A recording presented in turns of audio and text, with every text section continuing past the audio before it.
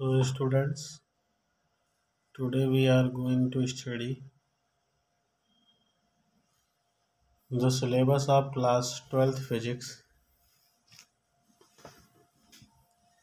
and these are the contents which we have to study in the class 12th. So, this is our syllabus, and as per book, the order of content is given.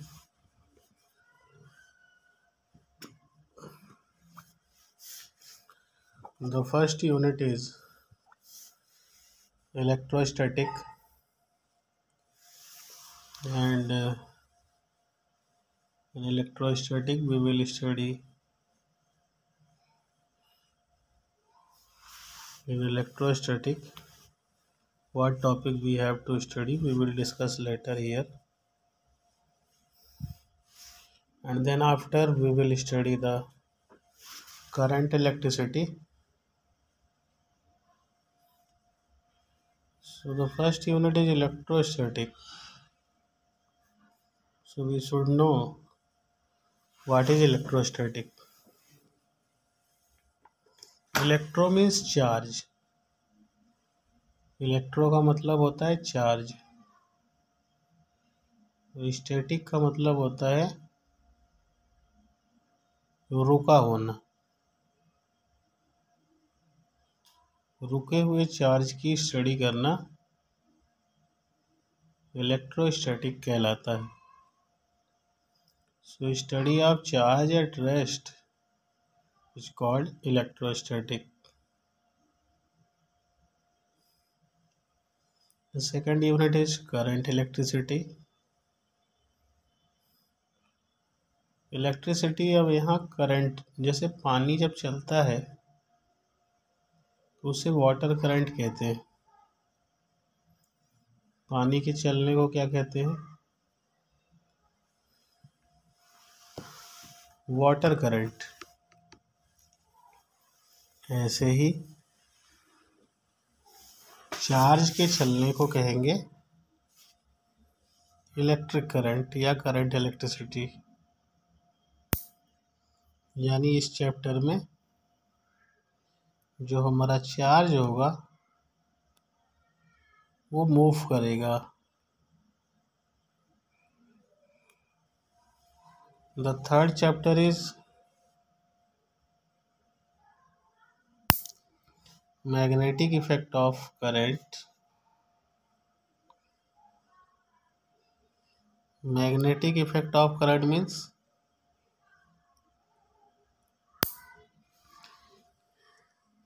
कि जो हमारा current है उसके पास magnet वाली property होती है।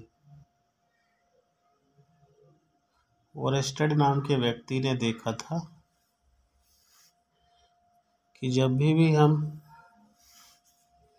Charge के पास,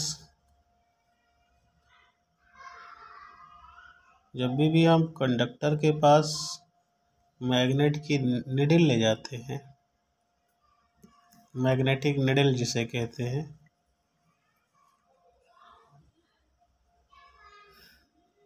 उसमें दो पोल होता है, एक साइड नॉर्थ पोल होता है, एक साइड साउथ। जैसे ये निडल यानी सुई मान लीजिए, तो एक साइड नॉर्थ पोल होगा, एक साइड साउथ पोल होगा। तो ये मान लीजिए सुई है, इसको मैं करंट कैरिंग वायर के पास ले गया तो ओरेस्टेड जब ले गए तो इसमें डिफ्लेक्शन आ रहा था, मतलब ये हिल डुल रही थी। जैसे मान लीजिए वायर में ऊपर करंट जा रहा है तो मान लीजिए सुई इधर डिफ्लेक्ट हो गई, इधर ऐसे, इसका नॉर्थ पोल ऐसे डिफ्लेक्ट हो गया ये। तो अगर करंट वायर में नीचे की तरफ बहता तो फिर इधर डिफ्लेक्शन होने लगा। अगर करंट ऊपर बह रही है, डिफ्लेक्शन इधर है, तो करंट अगर वायर नीचे बह रही है तो डिफ्लेक्शन उल्टे डायरेक्शन में हो गया। ऐसा ओरेस्टेड ने देखा। अब मैग्नेटिक नीडल में डिफ्लेक्शन तभी आता है जब उसके आसपास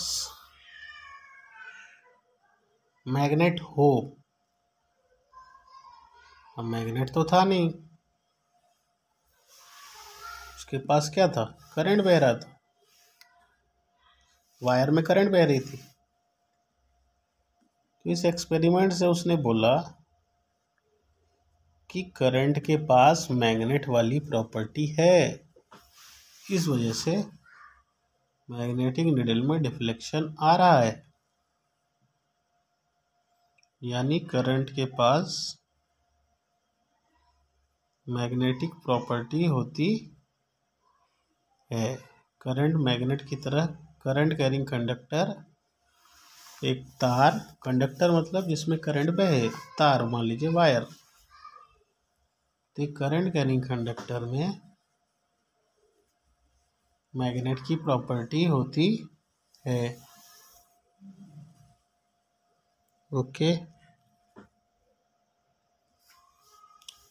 तो इसी को हम पढ़ेंगे magnetic effect of current and magnetism में। जो हमने अभी तक फिजिक्स पढ़ी है class 7th 8th 9th 10th 11th 12th में भी हम पढ़ रहे हैं। तो 12th में हम दो पार्ट पढ़ेंगे, पार्ट 1 पार्ट 2। तो जितनी भी फिजिक्स हम पढ़ रहे हैं वो न्यूटन के ज़माने की फिजिक्स पढ़ रहे हैं। न्यूटन के समय की फिजिक्स पढ़ रहे हैं। और न्यूटन के समय की फिजिक्स को बोलते हैं क्लासिकल फिजिक्स। यानी जितनी भी फिजिक्स अभी तक पढ़े हम 11 तक या 12th में जो हम पढ़ेंगे, 12th में 70% 70% जो फिजिक्स है वो क्लासिकल फिजिक्स है, यानी न्यूटन के समय की फिजिक्स है। न्यूटन के समय की यानी पुराने ज़माने की फिजिक्स को, न्यूटन के ज़माने की फिजिक्स को क्लासिकल फिजिक्स कह रहे हैं।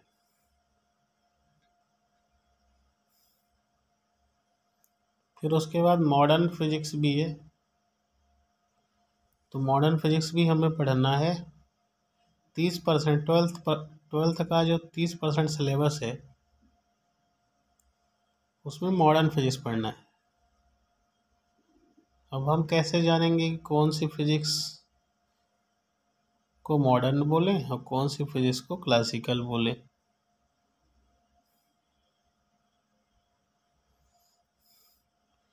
तो जैसे फिजिक्स में हम किसी भी वस्तु की स्टडी कर रहे हैं, जैसे फिजिक्स में किसी भी ऑब्जेक्ट की स्टडी कर रहे हैं, अगर उस ऑब्जेक्ट को हम अपनी आंखों से देख सकते हैं, जैसे मैं इस पेन की स्टडी कर रहा हूँ, पेन को तो मैं अपनी आंखों से देख पा रहा हूँ, तो इसकी स्टडी क्लासिकल फिजिक्स में कहलाएगी। अगर मैं वस्तु को आंखों से देख पा रहा हूँ तो वो स्टडी क्लासिकल फिजिक्स के अंदर आएगी। और जिस वस्तु को देखने के लिए हमें माइक्रोस्कोप लगाना पड़ जाए, जिसको मैं अपनी आंखों से ना देख पाऊँ, और फिजिक्स में अगर उसकी स्टडी कर रहा हूँ तो वो फिजिक्स मॉडर्न फिजिक्स कहलाएगी। जैसे आप केमिस्ट्री में पढ़े होंगे एटम, एटम को आप लोग देखे हो? एटम तो मैंने देखा नहीं है। एटम को अपनी आँख तो देख नहीं सकता हूँ। तो अगर अपनी आंखों से नहीं देख पा रहा हूँ तो उसकी स्टडी क्लासिकल में नहीं आएगी, तो वो किस में आएगी? मॉडर्न फिजिक्स में। एटम के अंदर भी एक होता है न्यूक्लियस। न्यूक्लियस में कुछ पार्टिकल होते हैं। कौन से पार्टिकल होते हैं? Proton and neutron. तो उस न्यूक्लियस की जब स्टडी करेंगे, जब एटम ही नहीं देख पा रहे हैं अपनी आंखों से, तो न्यूक्लियस कहाँ देखेंगे? क्योंकि न्यूक्लियस तो उसके अंदर होता है।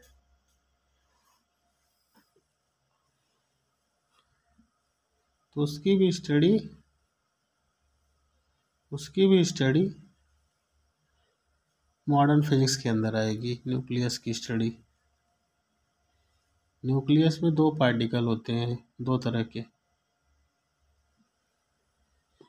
दो पार्टिकल नहीं, पार्टिकल तो बहुत सारे होंगे, लेकिन दो ही तरह के होंगे। एक प्रोटॉन होगा और न्यूट्रॉन होंगे। प्रोटॉन कई सारे होंगे, न्यूट्रॉन भी कई सारे होंगे, लेकिन दो ही तरह के पार्टिकल होंगे, प्रोटॉन और न्यूट्रॉन।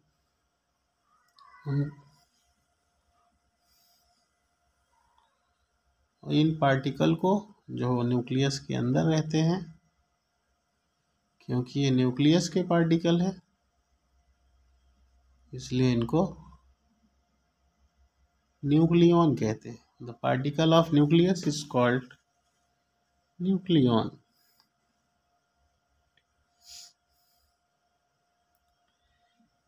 क्योंकि इनको हम न्यूक्लियस वगैरह, एटम वगैरह को देख नहीं पाते हैं, इसलिए ये चैप्टर है आपके 12th में, एटम्स एंड न्यूक्लियाई। ये चैप्टर है atoms and nuclei. 1 minute.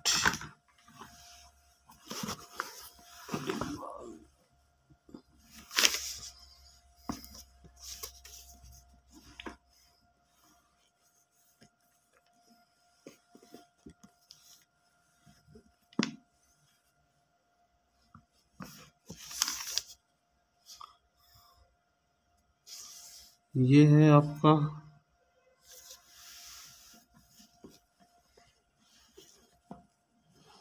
Dual nature है ऑफ मैटर एंड रेडिएशन, फिर एटम्स एंड न्यूक्लियाई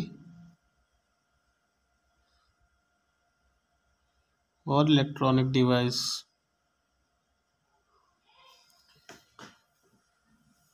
ये सब आएगा,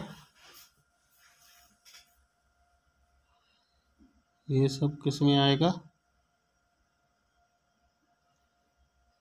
मॉडर्न फिजिक्स के अंदर।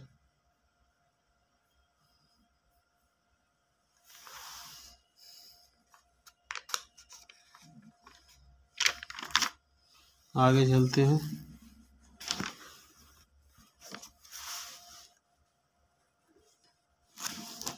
1 minute.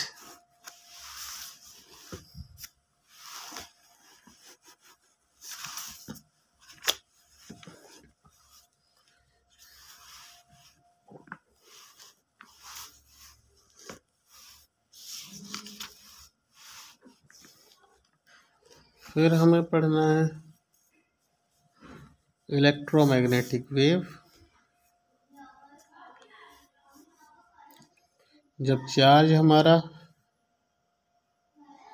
Electromagnetic induction, alternating current पढ़ना है।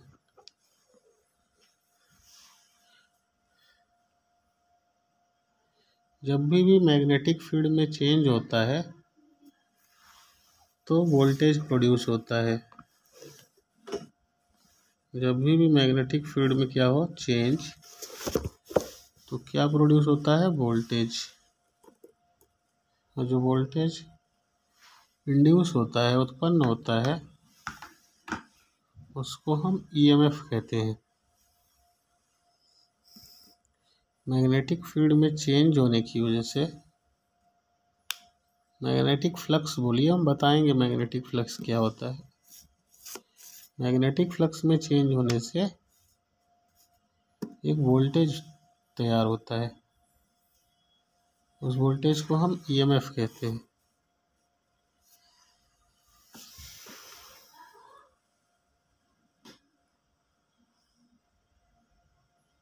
ईएमएफ का बनना ही इलेक्ट्रोमैग्नेटिक इंडक्शन कहलाता है। जब हमारा चार्ज पार्टिकल रुका होगा तो इलेक्ट्रोस्टैटिक कहलाएगा। चार्ज पार्टिकल कांस्टेंट स्पीड से चलेगा, मोशन करे लेकिन कांस्टेंट स्पीड से, स्पीड चेंज ना हो, जिसे हम क्या बोल रहे हैं, यूनिफॉर्म वेलोसिटी से चले। स्पीड कांस्टेंट रहे मतलब उसकी वेलोसिटी चेंज ना हो, तब चार्ज की स्टडी को हम बोलेंगे करंट इलेक्ट्रिसिटी। लेकिन अगर चार्ज वेरिएबल वेलोसिटी से चलेगा, चार्ज की स्पीड जब फिक्स नहीं रहेगी, बदलेगी, तो जब वेलोसिटी बदलेगी तो एक्सेलरेशन आएगा चार्ज के अंदर।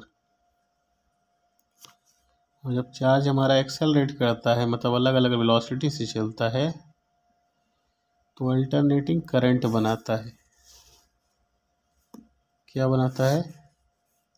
मैक्सवेल साहब ने बताया था कि जब चार्ज एक्सेलरेट करता है तो वो करंट बनाता है, और उस करंट को बोलते हैं अल्टरनेटिंग करंट। अल्टरनेटिंग करंट क्या होती है? जिस करंट की डायरेक्शन चेंज हो, इसी करंट को अल्टरनेटिंग करंट कहते हैं।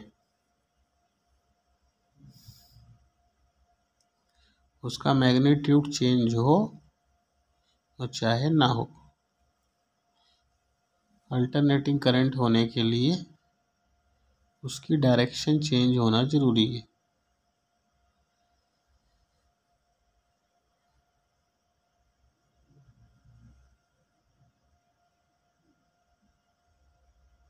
सॉरी, अगर कोई चार्ज एक्सेलरेट कर रहा है तो अल्टरनेटिंग करंट नहीं, वो वेव बनाता है। क्या बनाता है? सॉरी, मिस्टेक हो गई है।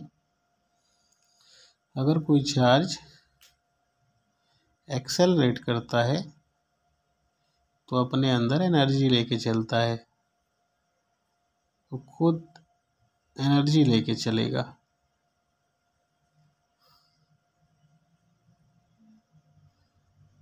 उस एनर्जी से वेव जो बनेगी, उस वेव को बोलते हैं इलेक्ट्रोमैग्नेटिक वेव। तो इलेक्ट्रोमैग्नेटिक वेव क्या है? ऐसी वेव जो चार्ज के एक्सेलरेशन की वजह से प्रोड्यूस होती हैं, या एक्सेलरेटेड चार्ज पार्टिकल की वजह से प्रोड्यूस होती हैं।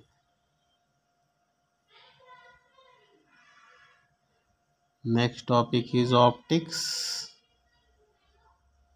ऑप्टिक्स का मतलब लाइट की स्टडी। लाइट की स्टडी करने को ऑप्टिक्स कहते हैं। प्रकाश का अध्ययन करना ऑप्टिक्स कहलाता है। कोई भी मैटर क्या होता है? Anything which occupy space and have मास।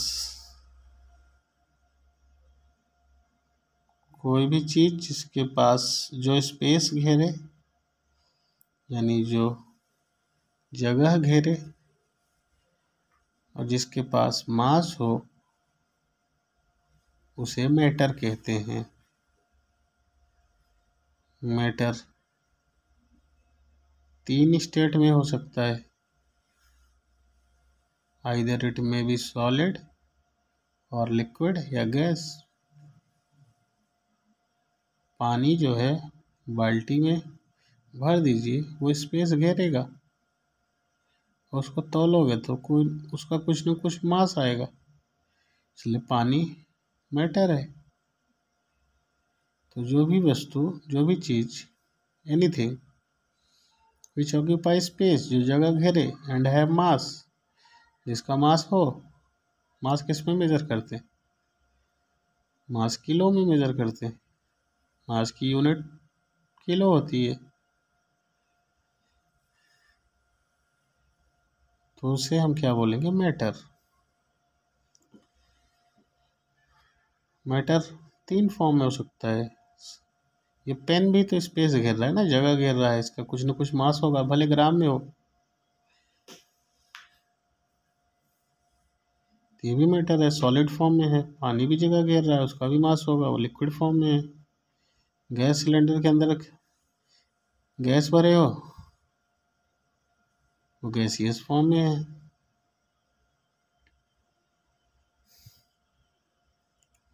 तो मैटर सॉलिड लिक्विड गैस कुछ भी हो सकता है। तो मैटर के पास भी डुअल नेचर होता है।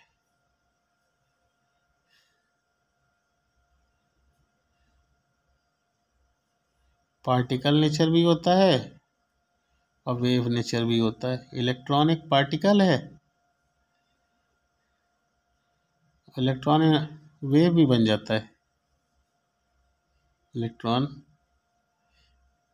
पार्टिकल भी है और वेव नेचर भी शो करता है, इसलिए दो नेचर हो गए। तो डुअल नेचर चैप्टर आ गया, डुअल नेचर पढ़ना है। उसके बाद हमें मॉडर्न फिजिक्स में